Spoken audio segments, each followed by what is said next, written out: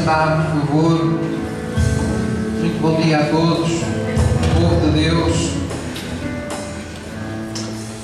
Nós hoje vamos falar acerca de vencendo a perda e o desapontamento, mas este é um título criado para nós. O verdadeiro título desta mensagem fala sobre a bondade de Deus e o poder dessa bondade sobre as nossas vidas.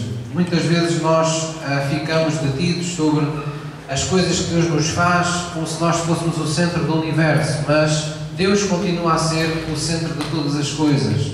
E quando nós servimos a Deus, quando nós buscamos a Deus, há algo que vem do trono de Deus e da vontade de Deus e que permanece e que prevalece sobre a nossa vida. E uma dessas realidades é a sua bondade. A sua bondade e a sua misericórdia é plano de Deus que sejam vistas todos os dias sobre as nossas vidas. Isso nos traz resultados efetivos a cada um de nós. Posso ouvir uma mãe?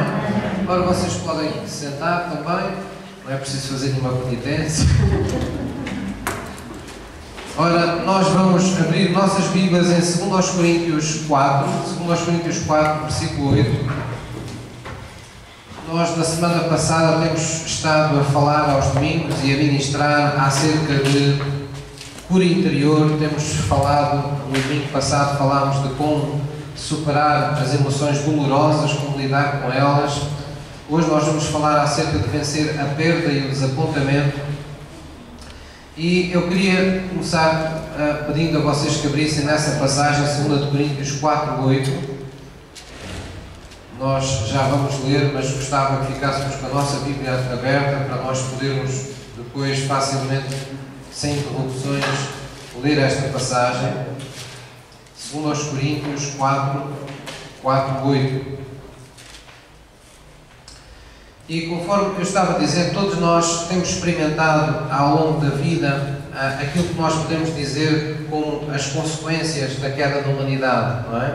Parece assim um chavão, uma coisa assim muito estranha, muito teórica, mas não, a Bíblia diz que quando o homem, na sua pessoa de macho e fêmea, de homem e mulher, foram colocados, foram criados nesta terra, diz que quando eles falharam e quando eles perderam a glória de Deus, houve consequências para a humanidade. Pecado e maldição entraram na vida dos homens. E nessa condição, todos nós temos experimentado ao longo da vida essa realidade, quer queiramos, quer não, quer a gente procure, quer a gente fuja, nós temos experimentado a realidade do pecado, temos experimentado a realidade das suas consequências. Todos, de alguma forma, já fomos surpreendidos ou cruelmente atingidos por qualquer forma de pecado, por qualquer circunstância que nos roubou momentaneamente ou durante um longo período a nossa felicidade, a nossa paz interior, a nossa estabilidade afetiva. Então nós sabemos todo o historial que hoje envolve a humanidade, sabemos quantas pessoas vivem o drama de estarem presas a uma cama de um hospital, sabemos quantas pessoas ainda hoje caminham todos os dias, vivem entre a casa e o cemitério, porque estão presos à dor de alguém que amavam muito e que partiu.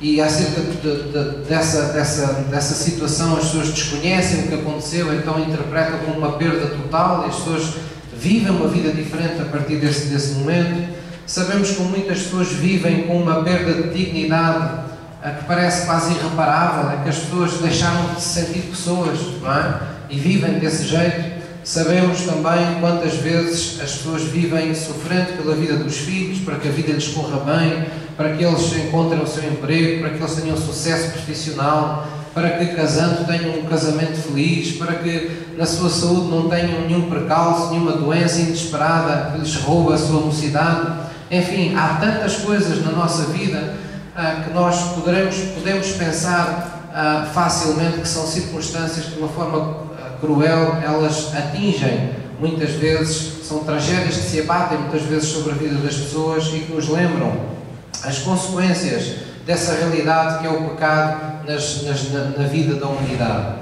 Então, nós de uma ou de outra forma já enfrentámos esse tipo de perda, esse tipo de desapontamento profundo, esse tipo de traição. Quando eu falo em traição, não falo meramente nas pessoas que dizem: pastor, alguém me traiu.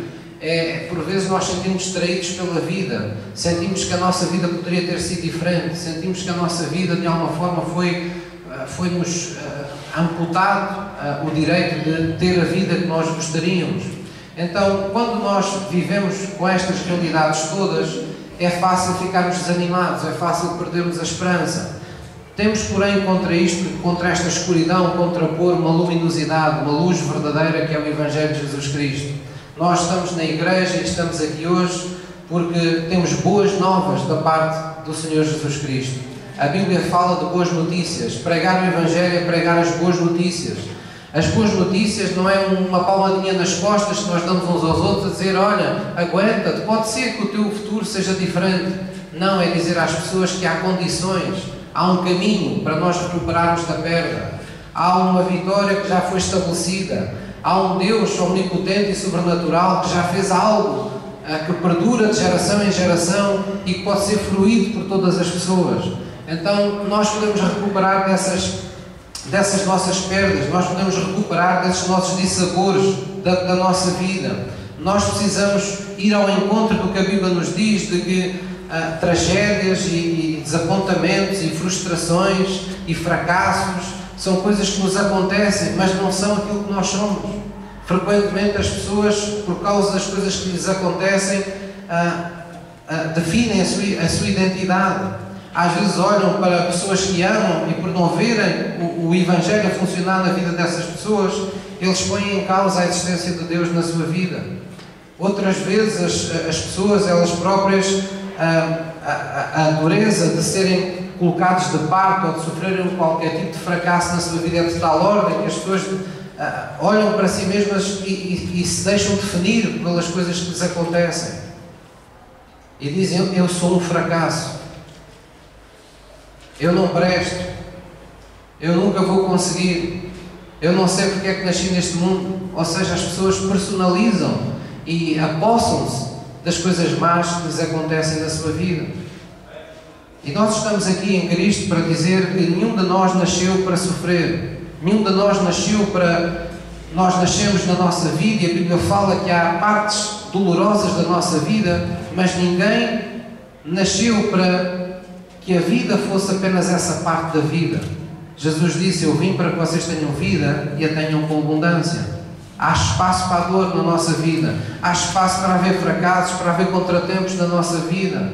Há espaço para lidarmos com tragédias que nos elevam ao limite da nossa fé. Mas isso não é toda a nossa vida. Isso são partes da nossa vida. É como o povo que atravessou o deserto ficar convencido pelo facto de estarem no deserto há muito tempo. O deserto é a sua casa final. Não é. Nós não temos que procurar casa no meio do deserto. Nós temos uma terra prometida à nossa espera. Nós passamos por deserto, mas o deserto não é o nosso lugar. Nós não somos gafanhotos para viver no deserto. Nós não somos escorpiões para viver no deserto. Nós não somos serpentes para viver no deserto. Se nós quisermos levar isto à linguagem espiritual, no deserto onde estão as serpentes, onde estão os escorpiões, está toda a obra satânica. Mas nós não nascemos para viver lado a lado com o mal. Nós nascemos para viver num reino onde não haverá mais mal. Essa é a promessa de Deus. Aqui na terra Ele é permitido, porque Ele é usado de uma forma construtiva para nos acelerar o nosso processo de crescimento, para acelerar a nossa maturidade espiritual. Mas Deus não tem o mal como um presente para nós. A Bíblia diz que tudo o que é bom, e apenas tudo o que é bom, vem do nosso Pai, do Pai das luzes, amém? Do Pai dos Espíritos, falando de Deus. Então, a Bíblia diz que pela fé nós partilhamos dos sofrimentos de Cristo, mas pela fé também isso acontece com um propósito, para que nós estejamos unidos na sua ressurreição. Ou seja, que quando nós olhamos para Cristo a caminho da cruz, nós possamos nos ver a caminhar com Ele, mas que também quando Jesus saiu da cruz, ou quando Jesus saiu do túmulo, melhor falando, ao terceiro dia, nós possamos ver que Deus pode fazer o mesmo com a nossa vida. Deus vai nos levantar, vai nos ressuscitar em Cristo, em suas vitórias. Amém? Então, a generalidade das pessoas crê e facilmente aceita que Jesus morreu e sofreu e teve dores numa cruz. Mas aquilo que distingue a generalidade das pessoas dos crentes é que os cristãos sabem que Jesus não apenas sofreu ou teve dores na cruz, Jesus na cruz levou as nossas dores. Na cruz Ele levou as nossas dores. O cristão verdadeiro consegue ver uma troca, consegue ver alguém que foi à sua frente abrindo um caminho por ele. E por isso Jesus disse aos discípulos: lembrem-se que eu sou o caminho, eu sou a verdade e eu sou a vida. Ninguém vem ao Pai a não ser por mim. Eu sou o bom pastor que vai à frente do seu rebanho, mostrando o caminho, intimidando os lobos, intimidando as dificuldades, criando oportunidades para que vocês caminhem na bondade de Deus. Posso ouvir um amém? Então esta passagem, segundo aos Coríntios 4, versículo 8, nos fala disso mesmo, nos fala de como, uma vez prostrados, o nosso destino é nos levantarmos, que nós podemos ter contratempos, mas que estamos muito à frente de tudo isso quando estamos em Cristo. Diz assim no versículo 8, em tudo, diga comigo, em tudo, somos atribulados, mas não angustiados, perplexos, mas não desanimados, somos perseguidos, mas não desamparados, abatidos, mas não destruídos. Amém? Nós não somos destruídos. Nós podemos estar abatidos, nós podemos cair, nós podemos perder uma batalha, mas nós temos uma vitória à nossa espera na guerra que é a nossa vida. A mensagem da Bíblia é sempre: não pares de lutar, não pares de crer. Ou como Jesus disse, crer somente. Mesmo que os dias sejam difíceis, crer somente. Porque todo aquele que crê tem algo estabelecido, preparado para ele, verá a glória de Deus. Não é uma coisa que Deus irá fazer, foi uma coisa que Deus já providenciou. Bendito Deus e Pai do nosso Senhor Jesus Cristo, o qual já nos abençoou com todas as bênçãos. Deus já decretou bênção sobre a vida do cristão que verdadeiramente ama a Deus e segue a Deus. Amém? Não é uma coisa que a gente vai ver, uma sorte grande que a gente vai procurar, €1 que a gente vai ver se Deus nos poderá dar a nós e não a outros. Não, foi algo que Deus preparou para todos os que creem. Deus preparou um caminho de vitória em Cristo Jesus. Cada um nos seus próprios pés, mas todos experimentando a bondade de Deus. Posso ouvir um amém? Então, vamos abrir em Romanos 8, versículo 28. E aquilo que nós precisamos entender para podermos recuperar das nossas perdas e dos nossos desapontamentos é que, verdadeiramente, Deus foi quem teve a grande perda de todos os tempos e quem recuperou dessa perda. Ele, melhor do que ninguém, pelo amor que nos tem, é capaz de nos ajudar a recuperar das nossas perdas.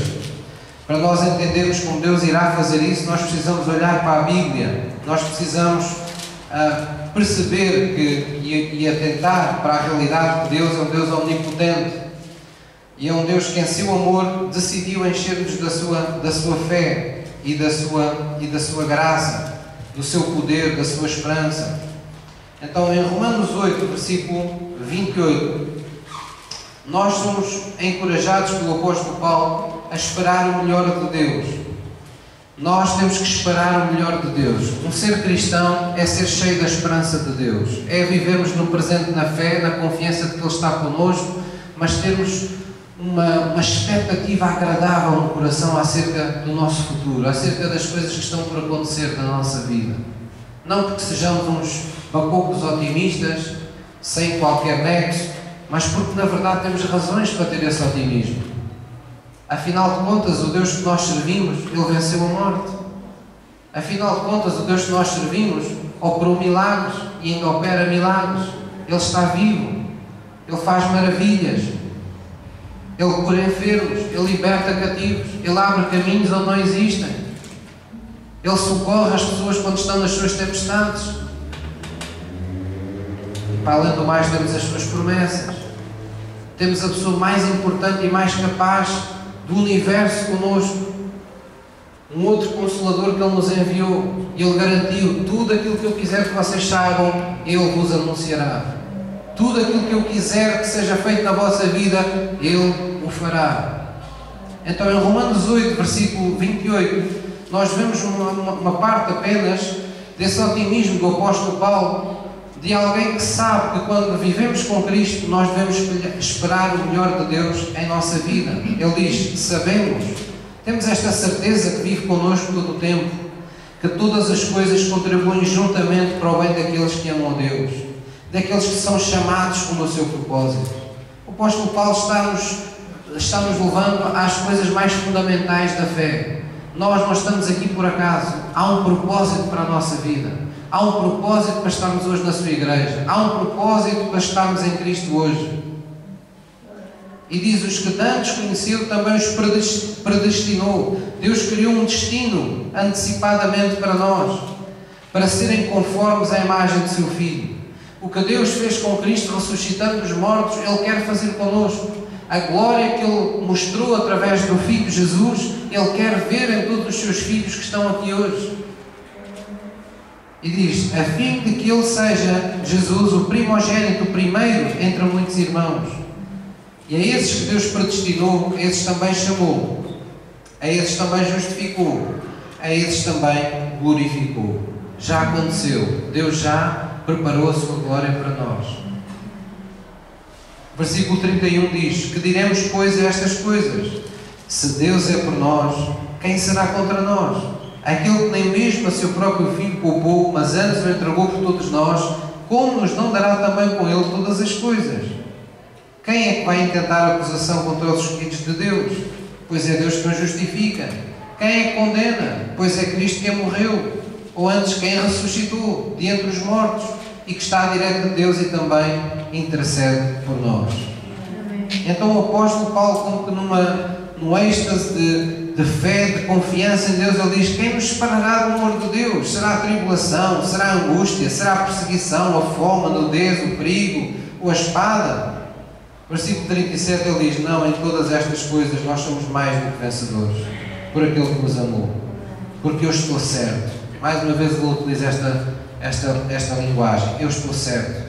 Sabemos que eu estou certo, eu tenho convicções no meu coração, inabaláveis, de que nem a morte, nem a vida, nem os anjos, nem principados, nem potestades, nem qualquer coisa que exista nos pode separar do amor de Deus que está em Cristo Jesus, nosso Senhor. Posso ouvir um amém?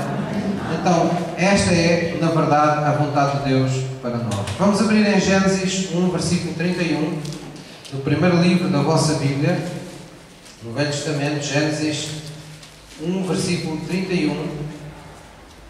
Eu falei-vos no início que esta mensagem fala, acima de tudo, acerca da bondade de Deus, porque alguns, em algum momento da nossa vida, as nossas perdas, os nossos desapontamentos vão se cruzar com esta vontade de Deus de manifestar a sua bondade em nossa vida. O plano de Deus para nós absorve a nossa vida pessoal. É por isso que Jesus disse, buscai primeiro o reino de Deus e a sua justiça, tudo o resto da vossa vida haverá solução para isso. Porque primeiro está o reino, primeiro está o propósito de Deus para a vossa vida.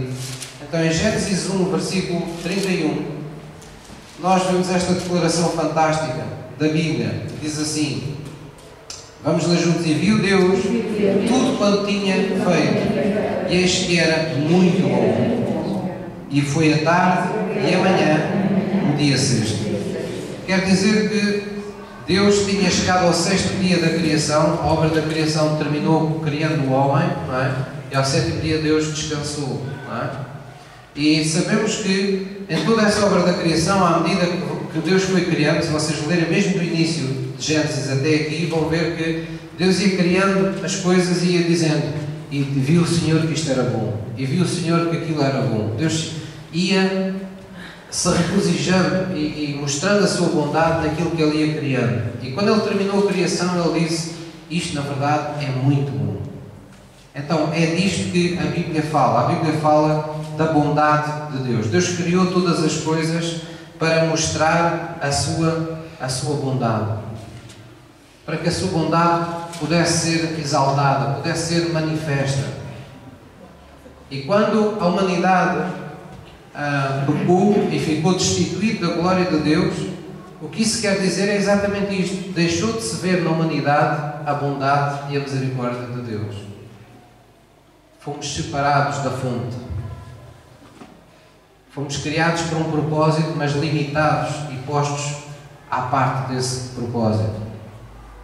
A Bíblia diz que as consequências do pecado foi vir maldição sobre a vida dos homens. Realidades que nós conhecemos hoje, como a guerra, como a fome, como as pestes, como tanta coisa, todas as formas de maldade, de inveja, de ciúme, manipulação, tudo o que vocês são, homicídios, tudo aquilo que vocês possam imaginar, imoralidade.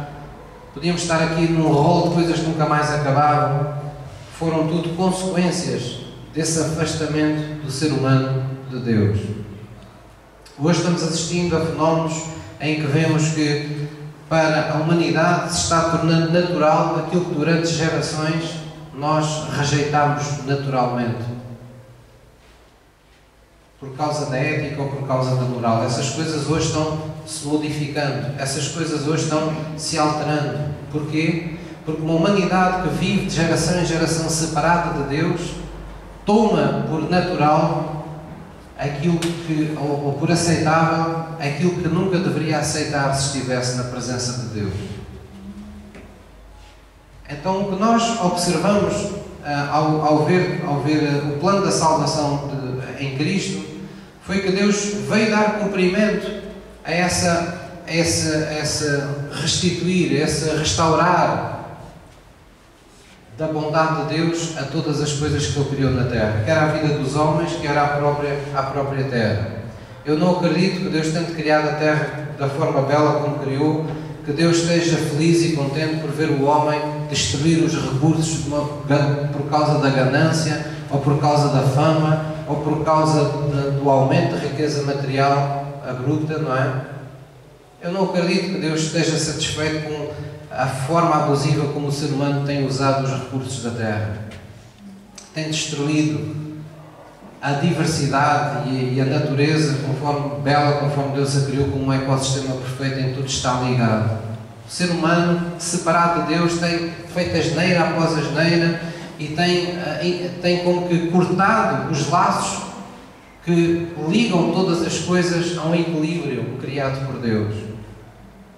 Então, Deus, assim que o ser humano pecou, lá em Gênesis 3,15, está aí na vossa Bíblia também, diz que logo Deus proclamou, fez uma profecia. Logo Deus disse: olha, Satanás, tu enganaste o ser humano para que ele se afastasse de mim, mas eu vou pôr inimizade entre a mulher e entre ti. Eu vou fazer com que aquilo que eu fizer nascer do ventre de uma mulher te vá esmagar a tua cabeça e tu apenas lhe poderás ferir o calcanhar. E estava aí a profecia para aquilo que Deus faria com Jesus Cristo. Jesus nasceu de Maria e Jesus veio, diz a palavra de Deus, para destruir todas as obras do diabo na terra. Ele foi o bom pastor. Ele anunciou-se a si mesmo dizendo: o ladrão é que veio para matar, roubar e destruir, mas eu estou aqui para te fazer tudo diferente. Eu estou aqui para vos dar vida e vida com abundância. Eu estou aqui para vos trazer um outro reino, uma outra autoridade. Este mundo onde eu estou, eu só posso aqui ser peregrino, porque isto não é o mundo que o meu Pai criou. Então Jesus veio restituir, veio-nos restituir à nossa condição original, ao propósito original da nossa criação. É isso que significa redenção. Redimir é voltar a dar o sentido original às coisas que elas tinham perdido. Neste caso, à vida do ser humano. Nós fomos destituídos da glória de Deus e Jesus vem-nos redimir, vem-nos colocar de novo numa posição de autoridade. Nós estávamos sujeitos às circunstâncias que nos aconteciam. Estávamos sujeitos a toda a maldição, todo o mal que pudesse vir sobre nós. Mas em Cristo fomos redimidos, fomos recolocados numa posição a partir da qual podemos estar espiritualmente à direita do Pai. E podemos reclamar uma posição de vitória, uma posição de governo, uma posição de domínio do Reino de Deus sobre as nossas vidas. Amém?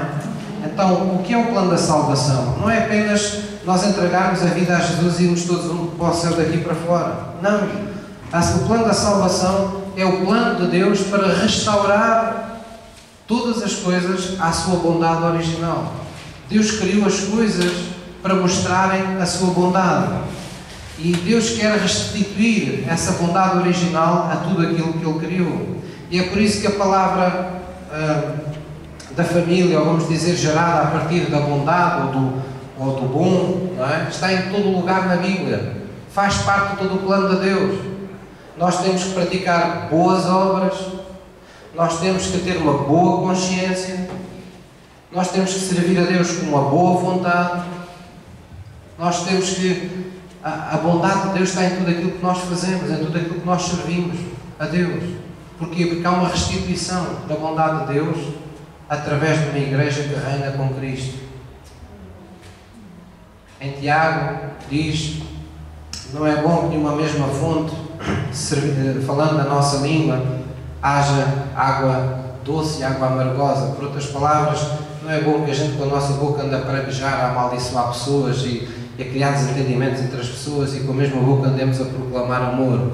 Não, agora somos uma fonte santificada, vamos estar santificados para fazer apenas o bem. Vamos procurar apenas aquilo que é bom, aquilo que é agradável aos olhos de Deus. O apóstolo Paulo disse: não há uma coisa que tu tens que pensar, pensa em tudo o que é bom, tudo o que é agradável, tudo o que há louvor, tudo o que há em bom testemunho. Porquê? Porque agora estamos no plano de Deus de restituir tudo à sua bondade original. Posso ouvir uma mãe? Vamos lá abrir as nossas Bíblias em Tiago 1,17. Tiago 1,17.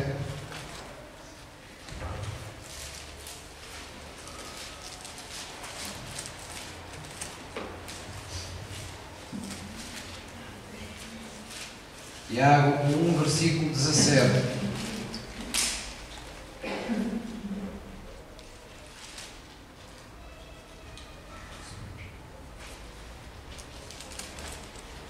Diz assim a palavra de Deus: toda a boa dádiva, todo o dom perfeito, vem do alto, descendo do Pai das luzes, em quem não há mudança, nem sombra de variação. Em quem não há mudança, nem sombra de variação. Deus é bom e Deus é bom sempre. No Salmo 34 diz: provai e vede que o Senhor é bom. Toda a Bíblia é um desafio permanente a que nós, ao nos aproximarmos de Deus, possamos ver a bondade de Deus, possamos experimentar a bondade de Deus.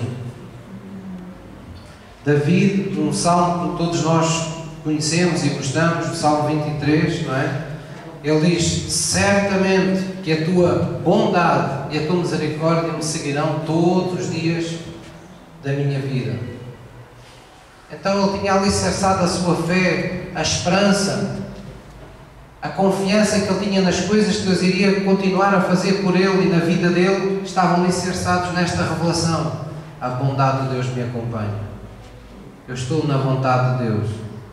Então a bondade de Deus é algo que vai andar sempre comigo. Deus há de fazer com que onde quer que eu esteja, com quem quer que eu esteja, com aquilo que eu estiver a fazer, coisas boas me aconteçam.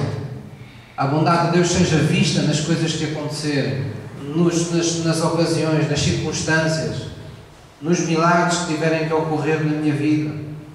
Então o que é que isto tem a ver com a nossa perda, com os nossos desapontamentos? Tem a ver que quando nós temos revelação disto, nós, tal como David, mesmo nos dias mais difíceis da nossa vida, temos a capacidade de olhar para a nossa vida e mesmo não vendo soluções aparentes para os problemas que ainda estão nas nossas mãos, nós podemos dizer que nem David: eu estou certo. Utilizar a linguagem de Romanos, que acabámos de ler há pouco. De certeza que todas as coisas vão contribuir para o meu bem, porque eu amo a Deus. Se Deus é por mim, quem vai ser contra mim? Eu estou certo.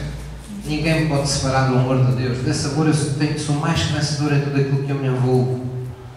Eu posso ter uma batalha perdida, mas eu não vou perder a guerra. Eu posso ter um momento complicado, pode-se abater uma tragédia inesperada sobre a minha vida, mas ela não vai definir quem eu sou. Porque quem define quem eu sou é Cristo. E em Cristo eu já nasci de Deus para vencer este mundo em minha fé. Então fala de nós vivemos nesta convicção. Se nós vivemos uma perda, se nós experimentarmos um desapontamento profundo, nós podemos sempre, em Cristo, crer no que Deus estará a caminho de fazer por nós. Porquê? Porque é seu plano restituir a nossa vida à sua bondade original. Ou seja, que os outros olhem para a nossa vida e possam ver a bondade de Deus. E que você olhe para a sua vida e possa experimentar a bondade de Deus. Provai e ver que o Senhor é bom. Jesus dizia aos discípulos coisas semelhantes a estas. Ele dizia: vocês agora estão a passar por um choro, mas virá um momento em que vai entrar uma alegria dentro de vocês. Ele dizia coisas do género: a palavra que eu estou falando, eu estou-vos falando estas coisas para que haja gozo, o vosso gozo seja tremendo dentro de vós. Jesus sabia que uma revelação no momento certo era suficiente para enchermos de esperança, para enchermos de gozo, para enchermos dessa confiança de que estamos no plano de Deus e de que a bondade de Deus será vista em nossa vida. Posso ouvir um amém? Vamos abrir em Colossenses 1, versículo 19. Colossenses 1, versículo 19.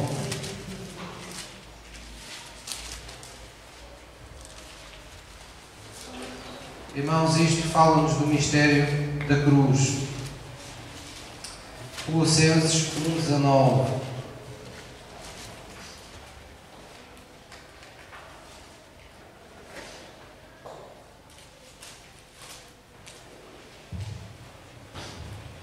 Já todos encontraram? Colossenses 1, 19 diz assim: vamos ler juntos, porque foi do agrado do Pai que toda a plenitude nele habitasse, em Cristo habitasse, não é? No versículo 20 diz: e que havendo por ele feito a paz pelo sangue da sua cruz, por meio dele reconciliasse consigo mesmo. Diga comigo: todas as coisas, tanto as que estão na terra como as que estão nos céus. A vós também, quer dizer, vocês não ficaram de fora. Noutro tempo vocês eram estranhos, eram inimigos no entendimento pelas vossas obras más, mas agora, contudo, Cristo vos reconciliou no corpo da sua carne pela morte, para perante ele vos apresentar santos, irrepreensíveis e inculpáveis. Se na verdade permanecerdes fundados e firmes na fé, e não vos moverdes da esperança do Evangelho que tendes ouvido, o qual foi pregado a toda a criatura que há debaixo do céu, e do qual eu, Paulo, estou feito ministro. Então, tudo aqui nos é dito e depois nos dá esta verdade. Nós temos que permanecer fundados e firmes na fé. Não nos podemos mover da esperança. Qual esperança? Do Evangelho que nós temos ouvido. Porque é que nós ouvimos constantemente? Todas as semanas ouvimos, como num culto como este, alguém nos falar do Evangelho. Para a nossa esperança, nós temos índices de esperança sempre elevados no nosso coração. Porque um cristão não é uma pessoa qualquer. Um cristão é uma pessoa que tem que ter força para ele e para trazer milagres à vida dos outros. E nós precisamos de ter não apenas esperança, nós precisamos ser cheios de toda a esperança. Porque também Cristo, nosso exemplo, foi cheio de toda a plenitude de Deus. Quando o Espírito Santo de Deus veio para a vida do cristão, foi para que nós fôssemos cheios de toda a plenitude de Deus. Para que não nos víssemos mais como pessoas fracas e vulneráveis. E pensássemos: eu não tenho forças nem para mim, quanto mais para os outros. Eu nem dou conta dos meus problemas, quanto mais eu vou pensar em ajudar aquela pessoa a resolver os seus. Não, nós não temos que nos ver assim. Nós somos os vasos de barro, somos frágeis, é verdade, sujeitos a partir, é verdade, mas Deus decidiu que seriam cheios de uma glória que é de Deus. E essa glória é capaz de incríveis milagres. Nós podemos ter ainda muitas coisas na nossa vida por resolver e podemos estar a disputar milagres na vida de outras pessoas. Porque nós não somos Deus. Nós podemos apresentar Deus às outras pessoas. Nós podemos mostrar o caminho. Nós podemos proporcionar os encontros. Nós podemos dizer a uma pessoa que nunca soube o que é orar, podemos ensiná-la a orar. Podemos introduzi-la numa comunhão verdadeira com Deus, levando-a a receber Jesus no seu coração. Nós podemos deixar uma promessa de Deus para a sua vida. Nós podemos ajudar essa pessoa a ser alimentada, a ser nutrida na sua fé, na sua nova realidade que é a fé, pela palavra de Deus. Só Deus sabe o que irá acontecer com essa pessoa. Então as coisas não são feitas conforme nós idealizamos, as coisas são feitas conforme Deus idealizou. Deus estava em Cristo, reconciliando consigo todas as coisas, tanto as que estão na terra como nos céus, e não nos deixou de fora. Nós que éramos estranhos, nós que éramos inimigos no entendimento de Deus, não sabíamos nada acerca de Deus. Deus, contudo, nos reconciliou. Nós fazíamos parte daquelas pessoas que dizíamos, se calhar, dizíamos coisas disparadas do género: se Deus é bom, porque é que existe tanto sofrimento no mundo? Se Deus é bom, porque é que morrem tantas criancinhas? Se Deus é bom, porque é que não ajuda esta pessoa e aquela? Isso faz parte da estratégia satânica que separou o homem de Deus. Havia na primeira tentação do ser humano essa estratégia de Satanás de insinuar que Deus não era assim tão bom como dizia. E isso é o pensamento reinante naqueles que estão separados de Cristo. Deus não é bom. Se Ele existisse já tinha feito isto. Se Ele existisse já tinha feito aquilo. Mas desde quando é que Deus se mete pelo nosso índice, pela nossa definição de bondade? Desde quando é que uma pessoa que está em pecado pode falar sobre ser bom? Por isso a Bíblia diz que não há ninguém bom na terra a não ser Deus. Nós precisamos que alguém tire as escamas dos nossos olhos para nós pela primeira vez percebermos o que é bondade, o que é amor. Isso acontece quando olhamos para a cruz e não vemos apenas um homem cheio de espinhos e de pregos e a derramar sangue numa cruz, mas percebemos que Ele está ali por minha causa. Ele está ali sendo crucificado pelas minhas dores, pelos meus sofrimentos. Ele está ali morrendo por mim para que eu tenha vida no seu nome. Ele está ali para que pelas suas pisaduras eu seja curado das minhas feridas. Ele está ali prostrado para que eu seja levantado dos meus abatimentos, dos meus desapontamentos, dos meus fracassos, para que eu não me renda a circunstância alguma. Por isso lemos há pouco, podemos ser atribulados, mas não somos destruídos. Podemos passar por momentos difíceis, mas isso não vai definir quem nós somos. Há um Deus por detrás da nossa vida, há um plano para cumprir na nossa vida. Amém? Amém. Então, a cruz fala-nos disso. A cruz fala-nos do lugar de maldição. Jesus, quando foi à cruz, Ele tomou o lugar dos amaldiçoados. Jesus, quando foi à cruz, Ele tomou o lugar daquelas pessoas que morriam de forma vergonhosa. Porque a cruz era, por assim dizer, a pena máxima para os que faziam os crimes mais horríveis na sociedade. Para um pai, para uma mãe, ver um filho ser crucificado na cruz era uma vergonha para toda a família para sempre. Era manchar o nome da sua família. E Jesus assumiu essa vergonha, Jesus assumiu esse constrangimento, Ele assumiu essas dores. Porquê? Porque havia algo oposto que Ele queria que acontecesse na nossa vida. Em sua morte Ele queria libertar vida para nós. E uma cruz que se era um lugar de vergonha tornou-se um lugar de salvação. Deus o Pai na cruz estava como que na iminência de perder Jesus para sempre. A nós estávamos perdidos para sempre se Jesus não nos viesse buscar. E quando Jesus é ressuscitado, Deus recupera da sua perda, mas de uma forma triunfante. Deus recupera o seu Filho amado, mas agora este Filho não é o seu unigênito, ele agora vem na condição de primogênito. Ele vem com uma família atrás, ele vem com todos os irmãos da fé, ele vem com todos aqueles que, como vocês aqui estão, e esta hora e em outras horas, ao domingo, ao sábado, à sexta, todo o dia da semana, estão celebrando a Cristo em qualquer lugar. Todos fazem parte dos que foram resgatados, todos fazem parte dos que foram reconciliados. Posso dizer não, mãe? Porquê é que Deus mostrou isso? Para que você creia que, assim como Deus fez tudo isso de uma forma inesperada naquela cruz, sem que nem o próprio diabo soubesse os planos de Deus, Deus também está prestes e está pronto a fazer algo inesperado de bom na vida de todos nós, quando está em causa a sua bondade em nossa vida. Nós às vezes olhamos para a nossa vida e achamos que Deus ainda pode nos ajudar em umas coisas, mas noutras já não. Nós temos que remover esse véu de incredulidade. Nós temos que pensar: Deus, Tu conseguiste tantas coisas na Bíblia, Tu fizeste tantas coisas maravilhosas na Bíblia, a minha vida não será diferente. A Tua bondade está por mostrar nesta área da minha vida. Eu vou esperar no Teu nome, eu vou esperar em Ti. É isso que nós chamamos fé. E para haver essa fé, tem que haver esperança no nosso coração. Tem que haver uma luz que nunca se apaga ao fundo do nosso túnel. Amém? Vamos abrir em Isaías 61, estamos quase a terminar, vou pedir ao louvor que suba, por favor. Isaías 61.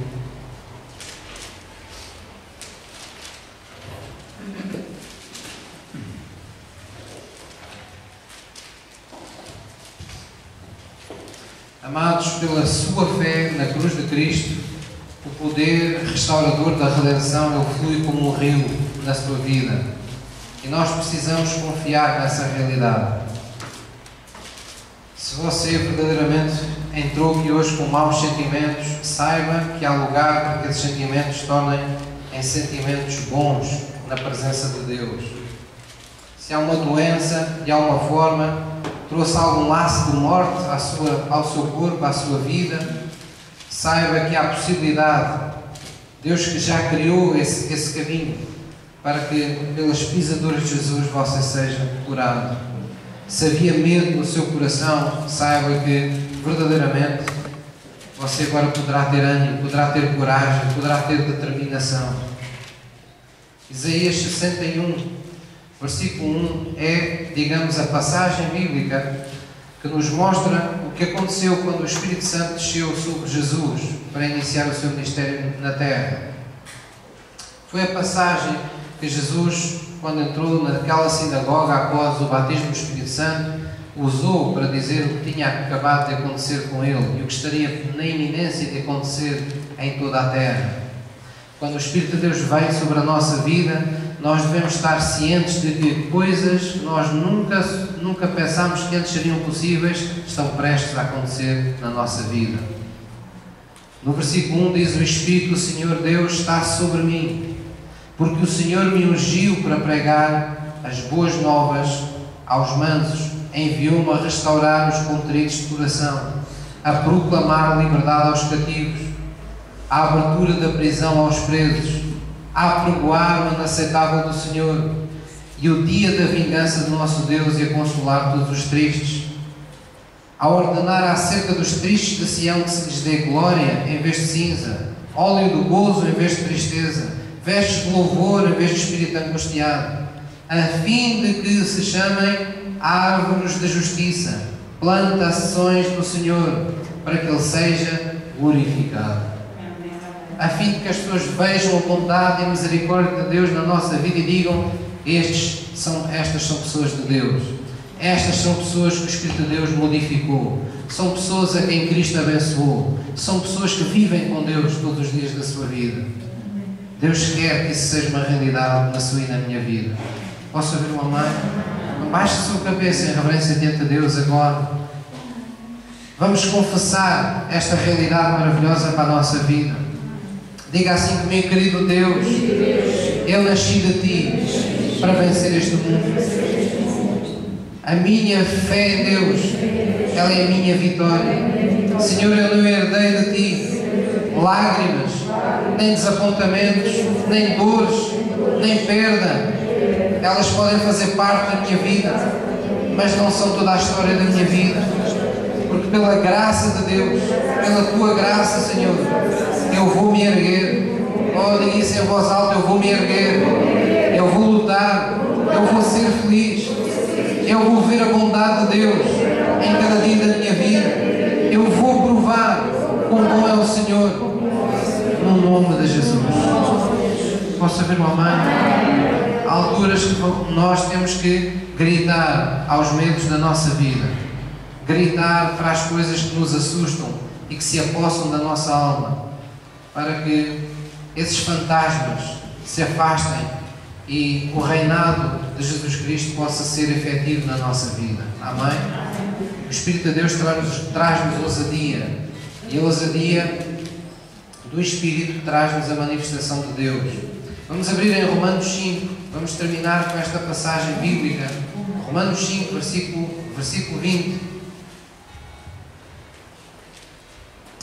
Romanos 5, versículo 20, e diz assim a palavra de Deus. Vamos abrir em Romanos 5, versículo 20. E diz: veio, porém, a lei para que a ofensa abundasse.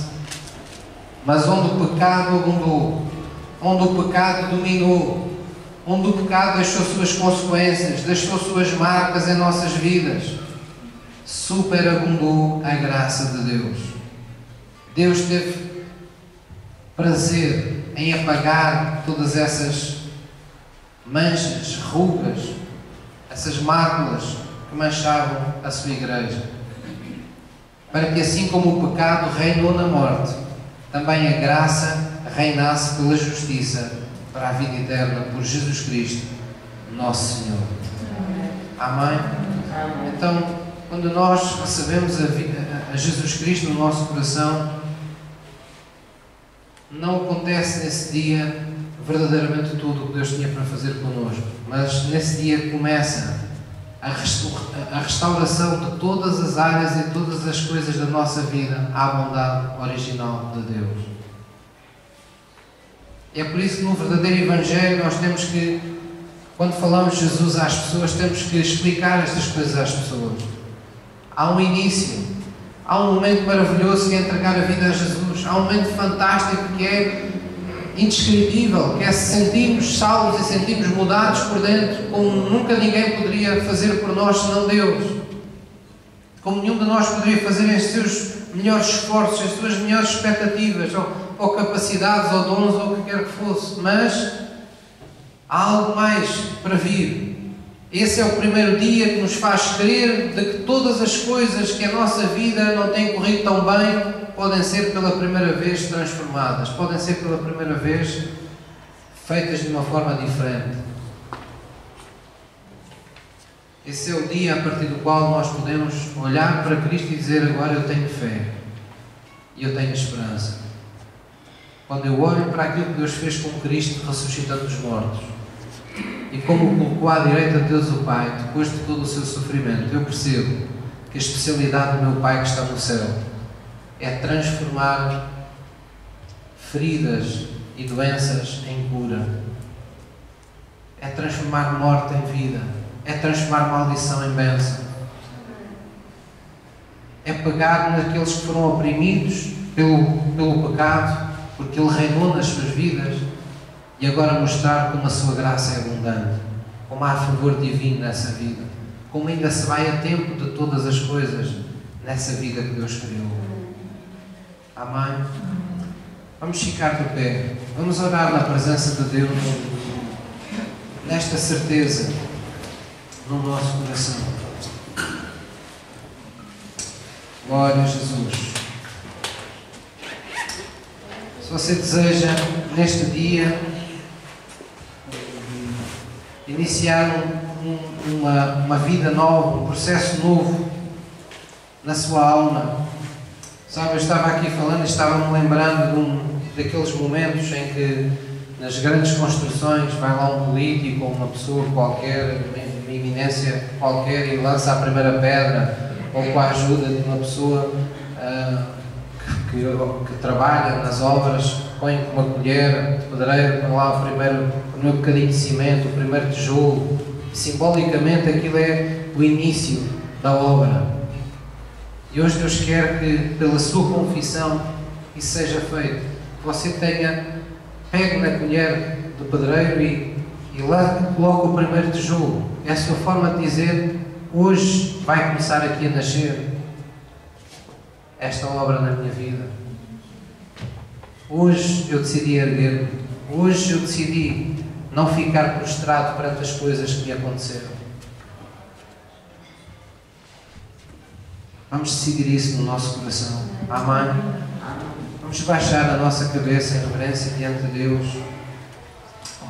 Se você tem sofrido profundamente com seus desapontamentos, com suas perdas, com alguma dor que tem dilacerado o seu coração, que tem roubado a alegria da sua vida, a sua paz interior, a sua vontade de viver, diga assim comigo nesta manhã: querido Deus, eu creio em Ti. Eu creio que Jesus Cristo morreu por mim na cruz do Calvário. E lá Ele morreu e foi crucificado pelas minhas dores, pelas minhas feridas, pelas minhas transgressões. Eu confesso que ali, Senhor, Tu levaste as minhas dores naquela cruz. Senhor, eu liberto o meu perdão para todas as pessoas que me desapontaram, que me trouxeram alguma forma de perda à minha vida. Porque hoje eu reconheço que Satanás é que veio para matar, para roubar e destruir. Mas eu hoje tenho um Senhor mais poderoso. Eu hoje reconheço que Jesus é o Senhor da minha vida. Ele veio para me dar vida e vida com abundância. Eu reconheço que Jesus veio para me salvar de qualquer destino cruel para a minha vida, para me restaurar todas as coisas na minha vida, até que tudo o que eu sou e tudo o que eu faça seja motivo de louvor, de alegria, de honra, de glória para o Teu nome, Senhor. Por isso, pela fé, eu celebro hoje a minha vitória em Cristo sobre todo o desapontamento e dor de perda em minha vida. Eu creio no meu coração e eu proclamo perante estas testemunhas que eu sou mais que vencedor, que eu nasci para vencer e que todos verão em minha vida que eu farei feitos poderosos, que eu superarei das minhas dificuldades humanas, das minhas limitações humanas, porque Cristo é o meu Senhor, Ele é o meu Salvador, é Ele que me inspira, é Ele que me guia, é Ele que me dirige, é Ele que me dá a mão em cada batalha da minha vida. E por isso eu vou vencer. Em nome de Jesus. Amém? Olhe para a pessoa que está ao seu lado e diga: ainda bem que eu tenho mais vencedores do que eu comigo.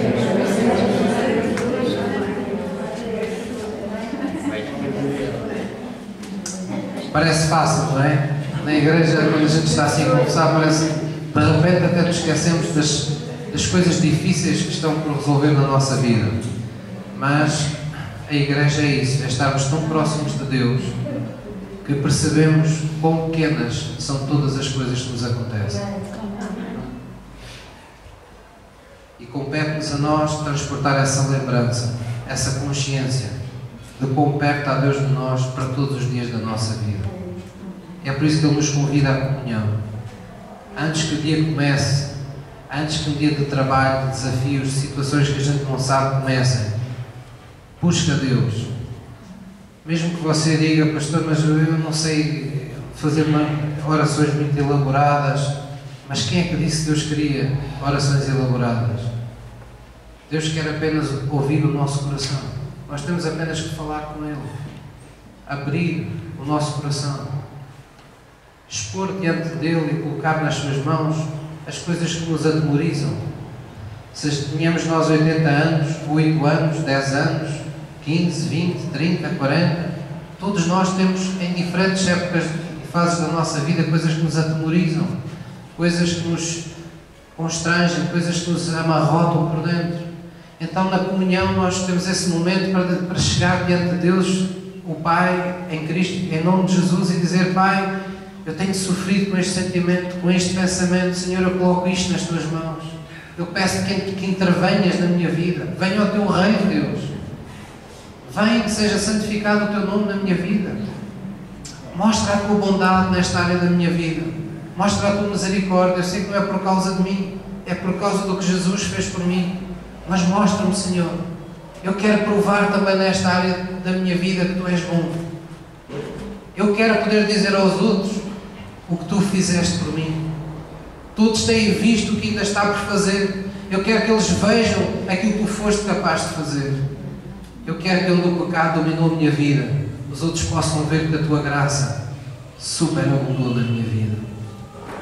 Orar é isso, é envolver o seu coração, a sua alma, em sinceridade, num sentimento genuíno, com a palavra de Deus que você conhece, com a vontade de Deus que você conhece, pondo a sua vida aos pés da cruz, mas simultaneamente confessando de fé a sua presença, dando voz à esperança que está no seu coração. Eu sei que tu farás, eu sei que tu não deixarás isto assim, eu sei que tu tens o melhor desta vida para aqueles que esperam em ti. Amém. Glória a Jesus por isso. Quem é que se sente abençoado por Deus nesta manhã?